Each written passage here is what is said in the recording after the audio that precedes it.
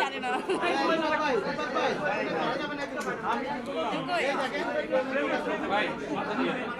শোনো না লিফটের সামনে আসবে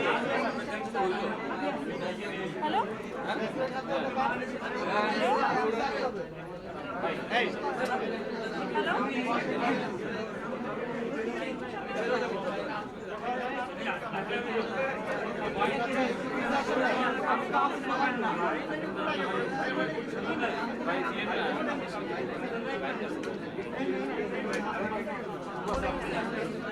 বলো না বলো না বলো না আপু আজকে পারফরমেন্স করেছেন এই জিপি অডিশন কেমন লাগছে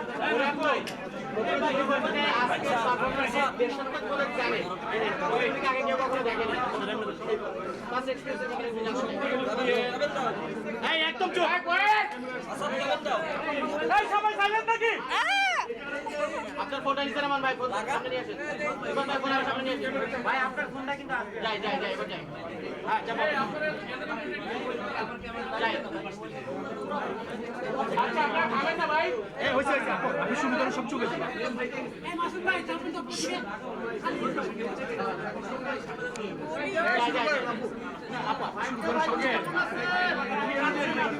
ভাই মাপটা চাই ভাই মাপ চাই আপু যাই বাই করে দিব আপু যাই প্রশ্ন ছিল ওটাই সব ভাই বলো বলো গানে পারফরম্যান্স করলেন আমি খুব চাচ্ছিলাম এবারে একটু একটু অন্যরকমভাবে ভিন্নভাবে সবার সামনে আসতে একটা পারফরমেন্স দিয়ে যেটার আমি আমার অনেক সাহস নিয়ে আসলে তাদের সাথে আমার আইডিয়াটা শেয়ার করেছিলাম।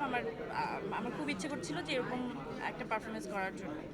তারাও অ্যালাউ করেছে, তারাও অনেক খুশি হয়েছে আমাকে এত সুন্দর করে অ্যাপ্রিসিয়েট করেছে। তো আমার আরও কনফিডেন্টটা তখনই বেড়ে গেছিলো। আমাদের হাতে খুব কম টাইম ছিল, আমি খুব কম সময়ের মধ্যে এই ডিসিশনটা আসলে নিতে হয়েছিল, কিন্তু আমার মনে হয় সবার অনেক ভালোই লেগেছে, সবাই অনেক এনজয় করেছে। যে তিনটা গানে পারফরমেন্স করলেন, যদি জাতীয় সঙ্গীতটা বাদ দিই বাকি যে দুইটা গান আমরা মনে হয় অনেক দূরে শোনার অভ্যস্ততা আমাদের কমে গেছে, যে এই জায়গায় এই দুইটা গানে পারফরমেন্স করা নিয়ে কি বলবেন? একটা মুদ্রা দেখলাম যে জন্ম আমার ধন্য হলো মাগো, যখন এই লাইনটা আসলো তখন আপনি চারিপাশে যারা ছিল তাদেরকে একটা মুভমেন্ট হচ্ছিল আসলে আপনার পেস বা দেখলাম যে অন্যরকম বা অন্য জগতে চলে গেছে বা নিজেকে হারিয়ে ফেলেছিল কিনা কিছুক্ষণের জন্য পরিমাণ।